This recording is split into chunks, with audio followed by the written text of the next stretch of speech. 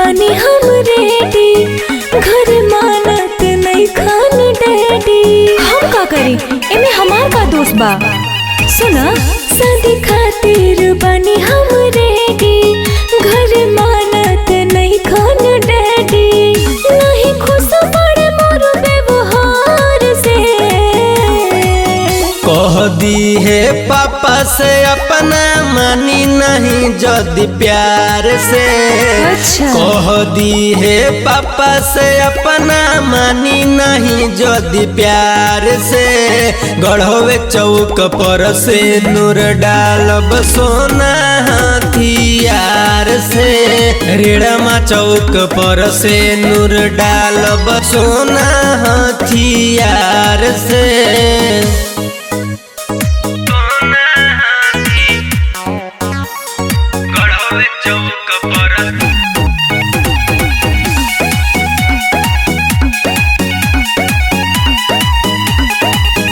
हमरे पर खतरे घर भर धाना, अब कैसे मिले आई तोहरा से जाना। बहुत परेशानी बा, का बताई एगो परेशानी रहे तब ना। तू टेंशन काहे लेवेलू, हम बानी ये सोना। अच्छा। तोहरा खोज ले आइब हो, रहबू कवनो कोना। माई भाई बोले सब बेकार से। अरे सुन, कह दी है पापा से अपना मानी नहीं जदी प्यार से। कह दी है पापा से अपना मानी नहीं जदी प्यार से।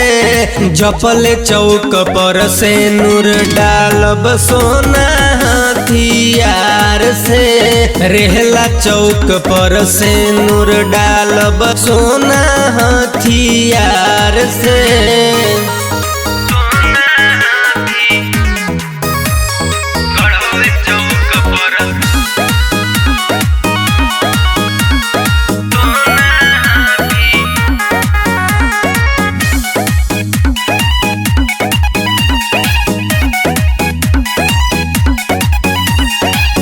माई भाई बड़े सब हमसे खिलाफ, लागे जान ले ली आज मोर बाप। केकरा में इतना हिम्मत हो गइल हो? बाप भाई से कही द हम आवतानी हो। बाट केतना पावर जान हम दिखावतानी हो। के चंदा नहीं डरे सरकार से। हमरो बारे में बता दे। कह दी है पापा से अपना मानी नहीं जदी प्यार से। कह दी है पापा से अपना मानी नहीं जदी प्यार से। पांडु चौक पर से नूर डालब सोना हथियार से।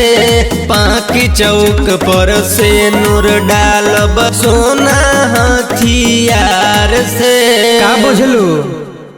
अगर आप चाहते हैं कुमार डिजिटल चैनल के ऑडियो वीडियो सबसे पहले आप तक पहुंचे, तो लाल बटन दबाकर चैनल को सब्सक्राइब करें और हाँ, बेल आइकन को दबाना ना भूलें।